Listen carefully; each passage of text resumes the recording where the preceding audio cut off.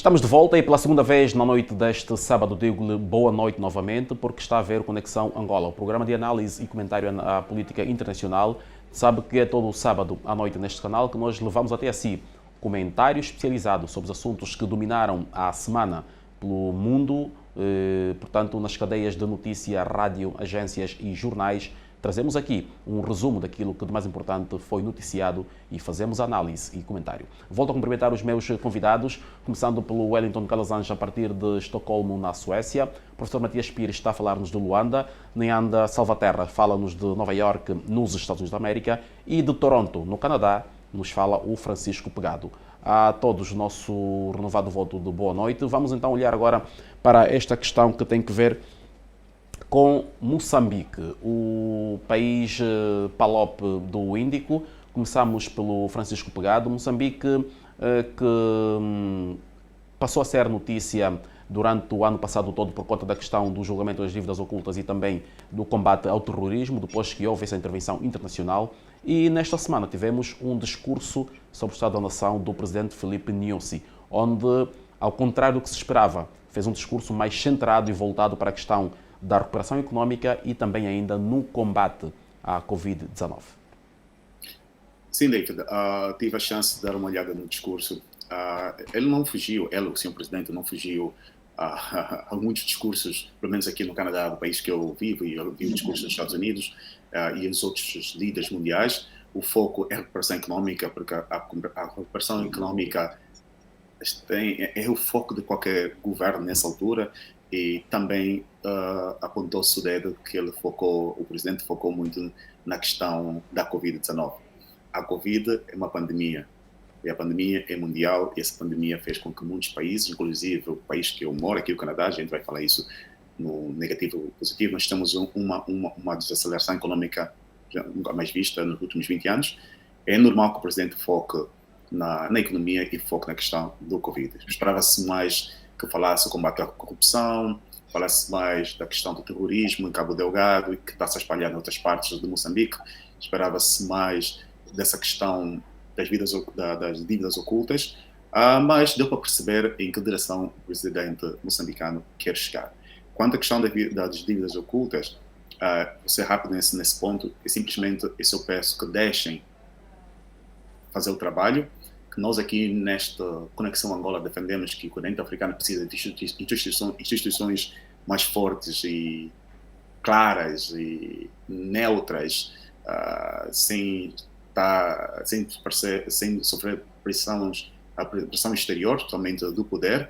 Por isso, acredito que vai continuar, que sejam punidos que forem punidos, porque nós voltamos também a educar aqui os nossos telespectadores que todas essas pessoas que estão no poder são servidores públicos, então foram postas lá para servir uma nação. Se por algum motivo acontecer alguma coisa e for provado, não fabricado essas provas, que continuem a ser julgados, que realmente isto vai dominar as eleições. As dívidas ocultas poderá afetar a reeleição do presidente, caso queira recandidatar-se, e do partido no poder neste momento. Então, esse é rapidamente o meu parecer para a questão de Moçambique, e esperamos também que a questão ambiental resolva-se, que não haja de novo, isso não vai depender do governo, não, que o governo esteja preparado para futuras inundações e chuvas e furacões lá dos nossos irmãos do Índico. Tendo em conta a própria localização geográfica de Moçambique, que já deu provas de que é uma zona vulnerável a questões de abalos climáticos. Sim, e é um foco, e nós vimos o que é que aconteceu, e espero que não tem como a gente parar isso diretamente, a não ser que todos unamos-nos, consigamos realmente olhar para o mundo com os olhos de ver a realidade que está acontecendo em termos climáticos, mas que Moçambique esteja preparado, não só Moçambique, o resto do continente africano esteja preparado para questões adversas que podem acontecer esporadicamente. Vamos ouvir o professor Matias Pires sobre esta questão de Moçambique. Professor, o discurso sobre o Estado da Nação do presidente Filipe Nyusi e também a questão do retomar do julgamento do processo das dívidas ocultas, agora designado oficialmente em Moçambique como dívidas não declaradas. Eu queria começar por fazer um aditamento ao que disse o Francisco. Bom, independentemente das virtudes da governação do presidente Filipe Nyusi, ele, nos termos da Constituição moçambicana, já poderá voltar a concorrer na medida em que está a fazer o seu segundo mandato. De uma maneira geral, ao nível da opinião pública moçambicana, nas questões de paz e segurança, o presidente Nyusi tem tido apoio, porque a memória da forma paciente como ele abordou o conflito com aquele grupo insurgente da RENAM, e só mesmo no quadro do combate contra o terrorismo é que o líder daquela rebelião tanto morreu. Em relação ao Cabo Delgado, bom, o presidente não assentou muito no seu discurso sobre o Estado da Nação, porque ele vinha de uma cimeira de chefe de Estado e de governo da SADC, que nós comentamos na edição passada, onde foi prorrogado o mandato da missão militar da SADC em Moçambique, e também, no quadro bilateral, tem assegurado a presença das forças do Ruanda. Por outro lado, esta semana, o presidente Filipe Nyusi presidiu a sessão de abertura do Conselho Coordenador da Defesa Nacional, e aí, perante a elite militar de Moçambique, renovou a vontade de ver as forças de defesa de Moçambique garantirem a integridade territorial, a paz, a defesa da soberania das instituições republicanas, contando que há sinais evidentes de desanuviamento da situação política no Cabo Delgado, mas apelou para que se continue a redobrar os esforços, porque a luta contra o terrorismo é uma corrida de fundo e não de velocidade. Quanto ao julgamento das dívidas ocultas, bom, o julgamento foi retomado. Pensamos que vai levar algum tempo, um processo muito mediatizado, mas também alguma opinião pública diz que está a ser um julgamento político, porque há como que duas alas da Frelimo que se digladiam nos tribunais, os pró-antigo presidente, tanto Armando Emílio Guebuza, e aqueles que estão alegadamente com o presidente Filipe Nyusi.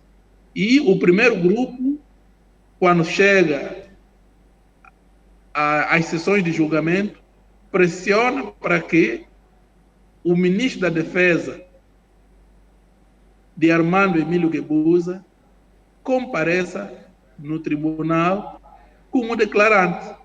Quando está-se a falar deste ministro da Defesa, telespectadores do Conexão Angola, está-se a pedir nada mais, nada menos do que o atual presidente da República, o presidente Filipe Jacinto Nyusi. Por outro lado, essa semana surgiram também notícias de alguns advogados do processo que, ao longo do julgamento, foram afastados alegadamente por conflitos de interesses, depois foram transformados em declarantes e, por alguma razão, por não terem aparecido a uma sessão onde iriam, portanto, prestar esses depoimentos, foram transformados em arguidos. Portanto, a nota que se pode reter em relação a esta semana de julgamento, vamos aguardar as próximas sessões, mas pensamos que é importante que Moçambique vire esta página para credibilizar uma instituição republicana que é muito importante, como são os serviços de inteligência. Portanto, é o que poderia dizer em relação a Moçambique.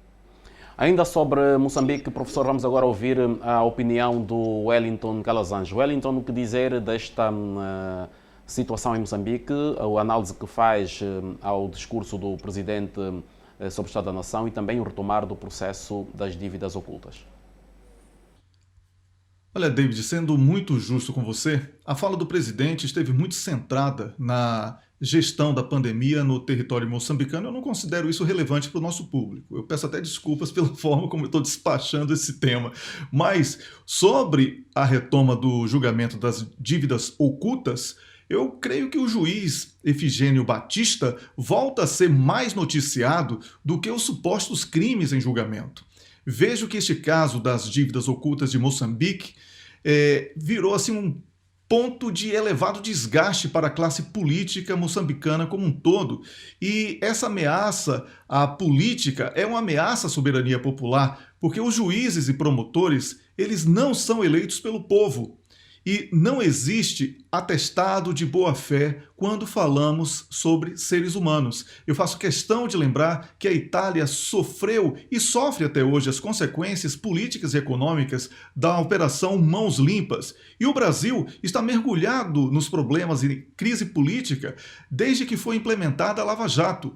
A exposição de acusados como se condenados fossem me ampara para acreditar que há uma perseguição política decorrente de uma disputa interna do partido Frelimo e que a justiça esteja sendo usada para perseguir um dos lados.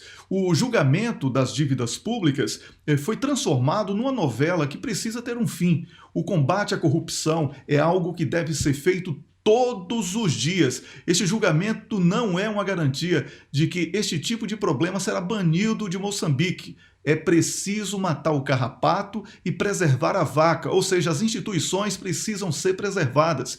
Se este julgamento não for concluído o mais rápido possível, estaremos a assistir a mais uma fracassada operação, como foi no caso da Lava Jato e também das Mãos Limpas. Ainda há tempo para que os moçambicanos encontrem um caminho para resgatar a credibilidade das instituições e não tenham que pagar um preço ainda mais alto do que o que já vem pagando. Até aqui, nenhum centavo voltou aos cofres públicos e o país está mergulhado em diversos problemas e também impedido de andar por causa de um julgamento espetáculo. É o que eu penso, David. Obrigado, Wellington. E agora, mudando de assunto. Neanda, vamos começar por si. O professor Matias Pires, quando falávamos da questão do primeiro ano de mandato de Joe Biden, falava da questão da França ser um aliado tradicional dos Estados Unidos da América. Outro aliado tradicionalíssimo é justamente o Reino Unido. Reino Unido que nos últimos tempos tem estado com uma convulsão política, se assim se pode dizer, que beira mesmo uma crise política que se pode antever. Portanto, são várias vozes populares, partidos políticos pró e contra o primeiro-ministro a pedirem a demissão de Boris Johnson, que esteve no Parlamento esta semana, voltou a dizer que não se demite e o máximo que pôde fazer foi o pedido de desculpas sobre a alegada participação em festas em Downing Street, no número 9, portanto na residência oficial. Boris Johnson arrisca-se agora a enfrentar uma moção de censura. Neanda. Sim, David, obrigado. Não, o Partido Conservativo... Conservador, no caso? Desculpa, conservador, estão a esperar para um relatório, o resultado de um relatório e uma investigação independente para ver se mesmo se o Johnson, se o primeiro-ministro Johnson e outros membros do partido participaram em festas em violação das restrições de socializar debaixo de Covid, né? É difícil dizer se o partido tem confiança no primeiro-ministro Johnson, porque normalmente você precisa de 50 e tal membros do partido que eles enviam uma carta a dizer que não têm confidência no primeiro-ministro. E normalmente o partido não publica essas cartas, então nós não sabemos quantos dos membros do partido Já terão querem enviado ou não este tipo de enviado ou cartas? não. Nós sabemos que 8 membros do partido têm feito, anunciaram publicamente que eles querem que o PM Johnson saia. Mas eu acho que nós não devemos pensar que ele está fora ainda, porque eu queria citar umas palavras de um ex-primeiro-ministro da Inglaterra, o David Cameron, que descreveu o primeiro-ministro Johnson como o porquinho gorduroso da política, pois que ele é capaz de escorregar e safar-se desta controvérsia como no passado. Então, o Cameron estava a notar que o Johnson tem uma capacidade de sobreviver controvérsias, que ele teve muitos no passado. Então, vamos ver.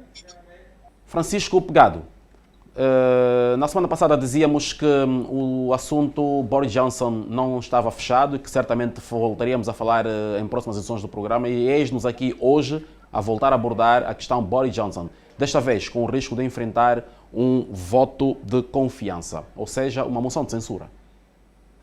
Sim, nós falamos, discutimos bastantemente na semana passada, que foi super interessante. Acredito eu, e estou de acordo com a minha colega, acredito eu que nessa altura tudo está na mão do Partido Conservador.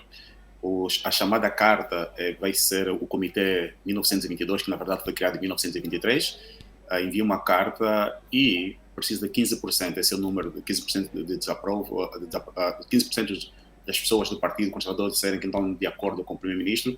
Aí o Primeiro-Ministro é posto para ser, como é que se diz, o que o David acabou de dizer. Para a moção de censura. Uma moção de censura. Ele está na mão do partido, vai depender do partido. Sim, a opinião pública dele, em termos de opinião pública, o pessoal está chateado por causa das restrições, que a gente já sabe, chegou a uma altura que a Inglaterra morriam 400 pessoas diariamente, enquanto nós estávamos a fazer a festa. Ele há bem pouco tempo disse que nem sabia das regras, quando é que ele ajudou a criar as regras. Na altura do passamento físico do príncipe Charles, ele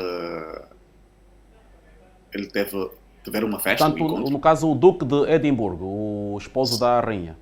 Sim, tiveram uma festa no dia seguinte, e várias outras festas e várias outras fotografias têm surgido, e irá surgir muito mais. Tem as questões de corrupção que também pairam sobre eles, sobre a questão da construção... Da reforma do apartamento. Da reforma do apartamento, a questão das drogas que foram encontradas no office em que o ministro trabalha, mas acredito que tudo vai depender desse chamado Comitê 1922, sim, que vai poder votar, porque nós vimos essa semana... O Comitê 1922. Sim, 1922. Sim, que vai poder votar, e eles... Tudo está na mão do Partido Conservador. Vimos um membro a passar do outro lado, que é tradicional aqui também no Canadá. Tu estás na Assembleia ou na Câmara e passas para outro partido, ao vivo, e a cor as pessoas vêm e mostra o desaprovo, que as pessoas não estão felizes. Mas, como disse a minha colega, tudo pode acontecer. Nós vimos aqui nos Estados Unidos o presidente Trump, várias coisas acontecerem, conseguir sobreviver até as eleições, e vamos ver que o Boris Johnson, aí que ele vai jogar a política. Já estamos a ver que as pessoas estão a acusar ele de estar a jogar com a Covid, que as restrições não vão acontecer mais, que está aí a pôr dinheiro agora, a injetar dinheiro no mercado para que consiga, se possível, sistema, comprar o eleitorado e também calar a oposição. Ainda muita coisa vai acontecer e vamos ver. Repito, tudo depende do próprio partido. Se o partido dizer não, e ele cai. Professor Matias Pires, retomando aqui as palavras da Neanda, que remeteu-nos a David Cameron, o primeiro-ministro Boris Johnson, em tempos, portanto em novembro, numa atividade com empresários de uma região do Reino Unido, esqueceu-se do discurso, no momento que estava atabalhoado, fez menção a uma piadazinha citando a porquinha Peppa. E David Cameron diz que Boris Johnson é um porquinho gorduroso que poderá saber escorregar muito bem. Tem astúcia suficiente para sobreviver a mais este fogo cruzado? David, a política às vezes gosta de desse tipo de uma espécie de baby face. Pessoas assim que criam esses factos para o delírio de Opinião pública. alguma elite e mesmo também da imprensa cor-de-rosa. Mas deixa-me dizer que Boris Johnson tem consciência das falhas que vem cometendo, de tal sorte que agora está, por exemplo, essa medida que o Francisco se referiu de levantar as restrições contra as medidas de prevenção contra a Covid, que ele dá a liberdade das pessoas circularem onde quiserem, sem máscaras, mesmo quando o Reino Unido conheceu muito recentemente uma situação em que morreram mais de 400 pessoas num só dia, e ele diz que pode agora andar em liberdade, simplesmente para alegrar as pessoas e, por via disso, reduzir o índice de contestação à sua irresponsabilidade. Em relação ao voto de confiança ou de desconfiança, ao contrário do impeachment tradicional, vamos assim dizer, o mecanismo que está-se a tentar usar não obriga a que se façam eleições antecipadas. Portanto, será um processo interno, ao nível do Partido Conservador, para que, caso da parte dos conservadores, e aí não se olha muito... Caso seja retirada a confiança, portanto, se o partido retirar a confiança... Se for retirada a confiança, especula-se que o ministro das Finanças atual possa sucedê-lo, mas ainda é muito cedo, porque são países com mecanismos jurídicos muito complexos, então devemos ter alguma paciência, mas seja qual for o desfecho, nós temos aqui um precedente que deixa Boris Johnson num quadro político de muita fragilidade, porque ele vai ser, caso ele sobreviva, vai ser fiscalizado ao detalhe. E deixa-me dizer que há já notícias de um deputado conservador que passou-se para os trabalhistas, justamente por não concordar com esta postura de Boris Johnson. Exatamente na sessão em que Boris Johnson estava no Parlamento a prestar esclarecimentos sobre o assunto. Sim, mas é o que eu disse. As pessoas estão a fazer essas investigações, os inquéritos e tudo mais. Mas as imagens são públicas. Até nós as vimos. Tanto que o primeiro-ministro andou a desrespeitar os protocolos sobre a prevenção contra a Covid.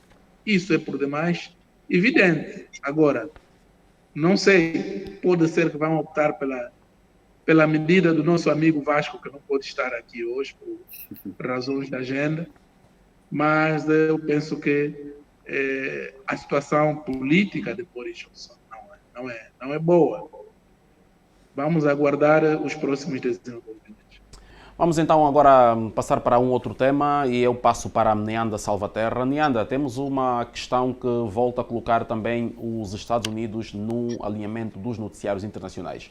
Esta semana moveu o seu maior submarino, portanto com propulsão nuclear, e colocou-o bem no Pacífico, numa região onde o mundo interpreta como sendo um aviso à China e a todos os outros países da região. É a leitura que os americanos fazem por aí ou simplesmente trata-se de um exercício como é habitual?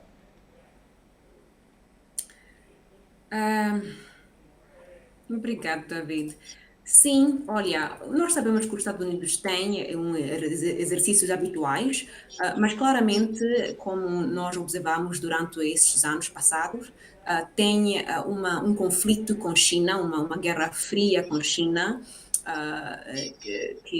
onde é que os Estados Unidos querem marcar que a China não deve pensar que não vai haver impedimentos da China de decidir anexar, digamos, Taiwan ou fazer alguma coisa assim, e também que os Estados Unidos está a observar como é que a China se comporta em termos de Hong Kong e outros assuntos onde é que os Estados Unidos criticou o governo chinês. Então, é claro, eu acho que os jornalistas dizem que isso é uma mostra de força, como eles dizem, ou a show of force. Professor Matias Pires, a leitura deste movimento dos Estados Unidos? É uma manobra de dissuasão que se enquadra dentro daquilo que é a doutrina do destino manifesto, onde os americanos dizem que é uma vontade divina que fez grandes e por isso não podem abdicar desse papel de serem os garantes da segurança mundial. E nesse sentido, ao movimentar esse submarino, eles acabam por mandar recados, quer a China, como a Rússia, não vamos falar do Japão, que é aliado americano atualmente, mas do ponto de vista geográfico, o Japão não sai desta órbita. Portanto, pensamos que são instrumentos que se usam normalmente para passar sempre algum Numa altura, recado. professor, lembramos aqui numa altura em que a Coreia do Norte fez uma sucessão de testes de mísseis balísticos. Sim, a Coreia, depois daquelas negociações, aqueles encontros Da era Trump. havidos com Trump, que até criaram uma certa expectativa de uma eventual reunificação entre os dois irmãos inimigos, estou a falar das Coreias, mas Kim Jong-un voltou a fazer esses ensaios, e aí também a Coreia faz isso porque tem consciência de que há muita hostilidade contra si, e o único mecanismo que tem para dissuadir eventuais ataques é continuar a fazer esses ensaios, porque a arma nuclear funciona assim mesmo. Ninguém vai ter uma arma nuclear e escondê-la. O sentido da arma nuclear é mesmo quando uma pessoa faz ensaios para dizer que se alguém quiser atacar-me, deve ter consciência de que terá danos à medida do meu grau de preparação. Tanto é também ela uma medida de dissuasão e esse movimento americano pode ser visto como uma resposta a essas manobras. Mas não nos esqueçamos que há pouco tempo estivemos aqui a comentar a tensão que se verifica na fronteira entre a Ucrânia e a Rússia. E do ponto de vista das manobras estratégicas, muitas vezes pode-se atrair a atenção para um outro ponto geográfico, mas para satisfazer um interesse que se localiza noutro. Portanto, eu penso que tudo isso está no mesmo pacote de alguma tensão que se vive ao nível mundial. E vamos olhar para um outro tema e que começo pelo professor Matias. Professor Matias, o ano de 2022, acabado de iniciar, é um ano em que o continente africano vai observar a realização de eleições em vários países, incluindo Angola. Sim, é normal que de tempos em tempos hajam eleições para renovar a legitimidade das instituições que dirigem os Estados africanos. Como o David e os telespectadores sabem, desde a queda do Império Soviético e do Muro de Berlim, no fim da década de 1980, o continente africano empreendeu essa reforma e todos os estados passaram, de uma maneira geral, a realizar eleições multipartidárias. Há sempre uma grande discussão sobre o modelo de democracia que se implementa no nosso continente, se um copy-paste do modelo ocidental ou uma democracia que deve ter em conta também as nossas especificidades culturais, sociológicas e antropológicas. Nós vamos ter eleições aqui no nosso país. O Quênia também vai realizar eleições. Há uma discussão sobre o facto de, tendencialmente, o presidente Uhuru Kenyatta, que não pode voltar a concorrer, poder apoiar o rival tradicional Raila Odinga em detrimento do seu potencial sucessor, que é o vice-presidente William Ruto. Já teríamos eleições na Líbia nos próximos dias. Aliás, inicialmente estavam previstas para 24 de dezembro, mas, como dissemos naquela altura, a Líbia tem graves desafios de segurança que não ajudam para a realização de eleições. Tanto estimou-se janeiro, fevereiro, mas agora fala-se em junho. Pois, um pleito que foi adiado agora para mais 6 meses, pelo menos. Exatamente. Também prevêem-se eleições na Somália. Há pressão para haver eleições no Mali, no Chad e na Guiné, onde temos regimes militares. O Sudão também não foge esse grupo, esse pacote.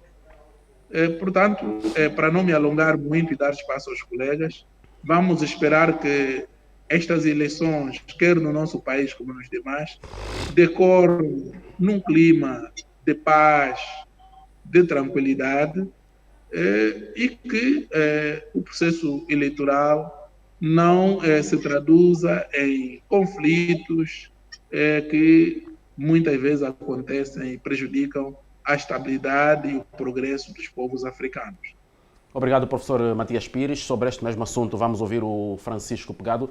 Francisco, expectativas quanto a este ano de 2022, que já o estamos a chamar de ano eleitoral em África?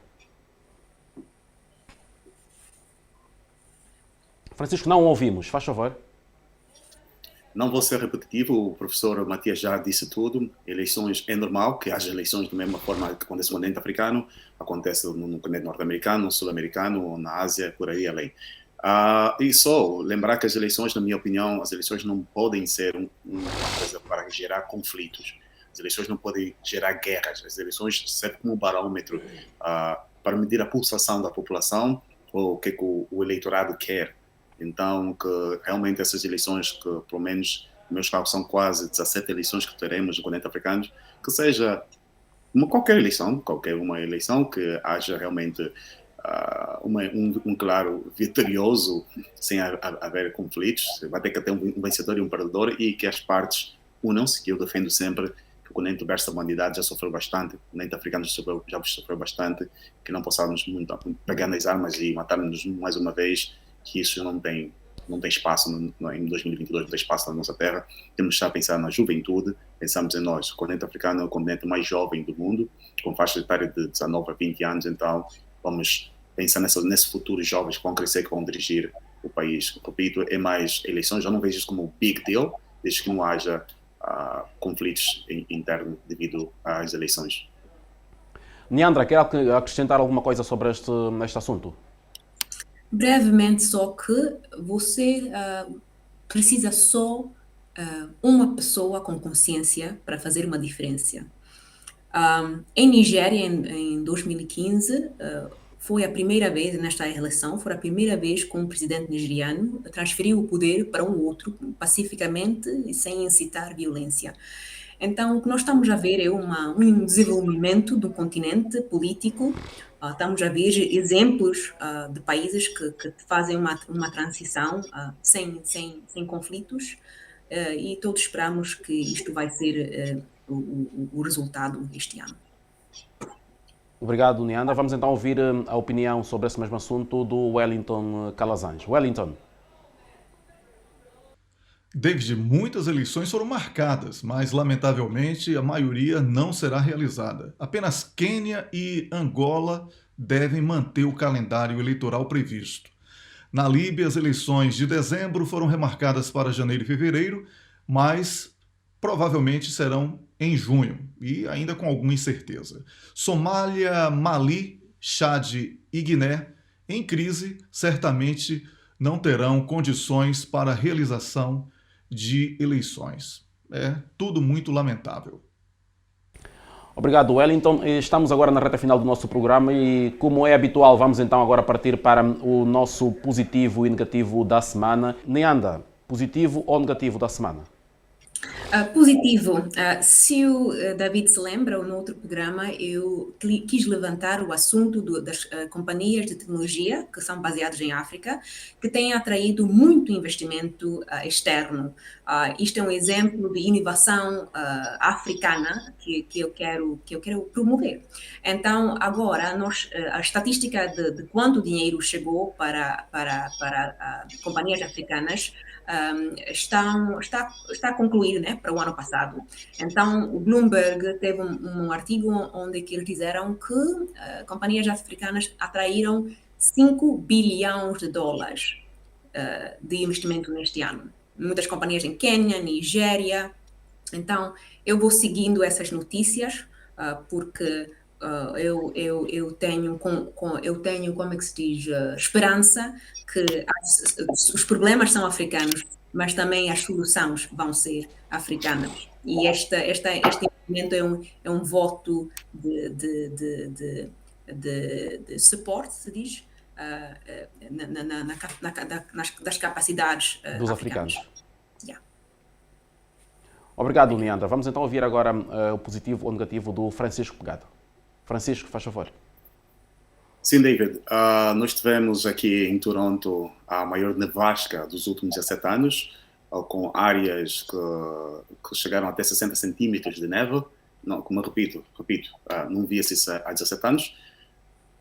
Estamos precisamente no 5º dia, mas ainda encontra-se áreas, bairros, ruas, carros subterrâneos de neve, que essa neve agora transformou-se em gelo, porque a temperatura continua a baixar e fica fria, está muito frio. Ontem tivemos uma temperatura de quase 22 graus, um dia antes de 28, então um gelo autêntico. Então, estamos a falar de 22 ou 28 graus negativos. Negativos, sim, negativos. O governo da cidade de Toronto está a fazer o possível para que consiga atender, porque as prioridades são hospitais, bombeiros, escolas, creches e as ruas principais, que são as autoestradas e as ruas principais, e depois as ruas terciárias, e depois poder mover para as casas de cidadãos. O governo está a tirar os carros das ruas a custo zero, sem as pessoas pagarem multa, porque os carros estão lá presos e não tem como saírem deste lugar. Graças a Deus, quando aconteceu esta nevasca, eu estava em casa e foi difícil, mas mesmo assim fui ao trabalho. O meu fuso horário facilitou, mas muitos carros estão destruídos por causa da neve. Os transportes públicos pararam. Mais de 100 autocarros que da empresa de transportes públicos de Toronto, que é o TTC, em inglês, TTC em português, ficaram parados, continuam parados em algumas artérias da cidade de Toronto. É uma coisa inesquecível e até agora não houve danos mortais, mas danos financeiros está a ser avaliado. Já se fala à volta de quase 10 ou mais de 30 milhões de dólares só nos serviços públicos, e vai gastar bastante tempo para fazer a limpeza. E outra coisa, vou falar das interrupções da cadeia de suprimentos, mudança de comportamentos dos consumidores, vai fazer com que nós aqui no Canadá soframos na questão de alimentos, já que nós temos agora com a maior inflação da taxa dos últimos, desde 1991, estamos com a maior inflação de 4,8%, nunca aconteceu isso devido à questão da Covid-19 e também o comportamento de nós, os consumidores.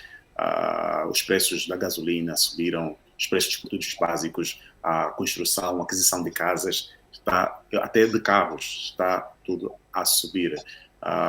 Que comprávamos coisinhas a $1,50 canadiano, ou canadense, como dizem os brasileiros, no ano passado subiu para $1,75. As viagens estão caras, então a situação está difícil para todos nós, e o primeiro-ministro do Canadá, Justin Trudeau, vamos esperar agora que introduza não só o governo federal como o governo provincial consigam andar juntos, introduzam maneiras ou façam alguma coisa para que consigamos todos sair dessa situação. Repito que tudo também é causada pela pandemia e por nossos comportamentos que nós temos. Nós vimos que aconteceu no Covid-19 rapidamente, onde tu não encontravas nenhum papel higiênico, porque o pessoal simplesmente decidiu comprar papel higiênico. Tens uma casa que vive 2 pessoas, mas tens 200 sacos de papel higiênico em casa que até hoje não continuam lá e não tem para a próxima pessoa. Então, o nosso behavior, o nosso comportamento tem que mudar, consumo de carnes e essas coisas mais, as coisas supérfluas que às vezes até não são necessárias. Essas são as coisas que têm que contribuir, que vieram aqui de Toronto, Canadá. Professor Matias Pires, os seus pontos, por favor.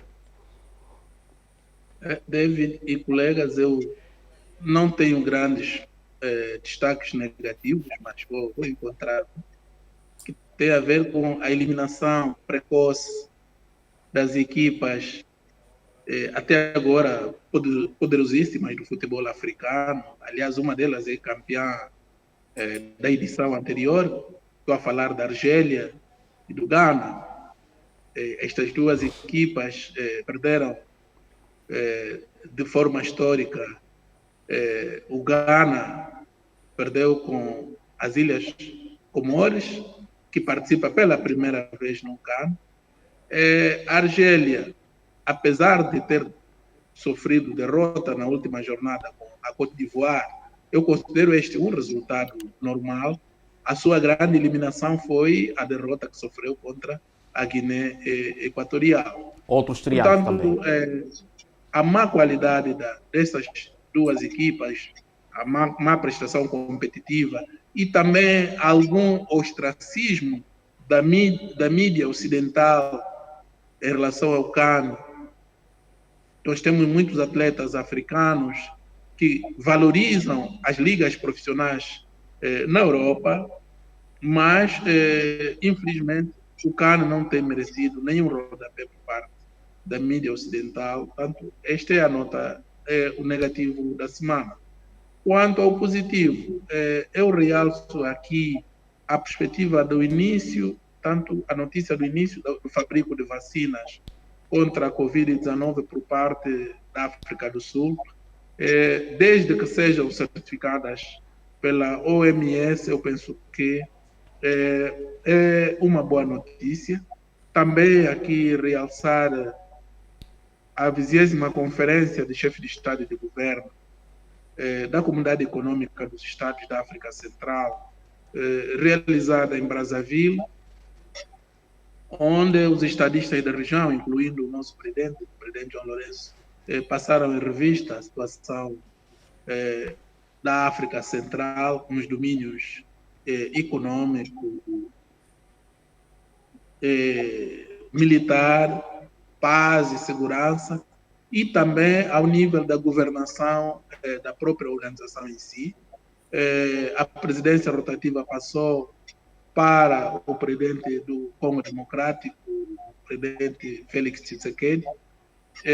Também os estadistas da SIAC aprovaram a realização de uma conferência sobre o mar, olhando para as suas perspectivas de segurança, desenvolvimento, mas em cooperação com a CEDEAO e a conferência, tanto a Comissão do Golfo da Guiné, cuja sede se situa em Angola. Também aprovou-se a instalação de um centro logístico para as forças em stand-by, através do instrumento de defesa da SIAC, que é o COPAX. Tanto este centro logístico deverá funcionar em Malabo, na República da Guiné Equatorial. O facto de se reconhecer um novo dinamismo da comissão da SIAC reforça o prestígio do nosso país, considerando que o principal funcionário desta organização, o presidente da comissão, é o embaixador Gilberto Veríssimo, que é angolano. Também discutiu-se as questões orçamentais, mas aí os estadistas foram prudentes, na medida em que, apesar de se reconhecer o reduzido orçamento, mas decidiu-se pela manutenção do orçamento do ano transato, dada a limitação de recursos dos Estados-membros por força da pandemia da Covid-19. Bom, como é apenas um positivo, não posso me alongar mais. São estas notas que eu queria partilhar com os nossos telespectadores. Obrigado, professor Matias Pires. Então, estamos mesmo no fim desta nossa edição de mais uma Conexão Angola. Então, quero agradecer aos 4 pela participação.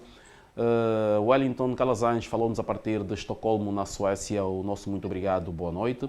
Professor Matias Pires, em Luanda, o nosso muito obrigado, boa noite. Neanda Salvaterra, a partir de Nova Iorque, Estados Unidos da América, muito obrigado, boa noite. E a partir de Toronto, no Canadá, o Francisco Pegado, o nosso muito obrigado, boa noite. Esperamos contar com a vossa preciosa participação em próximas edições deste nosso programa. Quanto a si, caro telespectador, este foi mais um programa produzido para si e por si. Sabe que este é o compromisso da TPA, levar até a si informação atualizada, informação verdadeira, informação de confiança. Nós fazemos aqui abordagem e comentário aos temas mais importantes que marcaram a semana um pouco por todo o mundo. Nosso objetivo é debater de forma clara e objetiva para ajudá-lo a si a criar a sua própria opinião sobre os assuntos que o dominam o mundo. Conexão Angola, o programa da TPA no sábado à noite. Nós voltamos a ver-nos em próximas edições.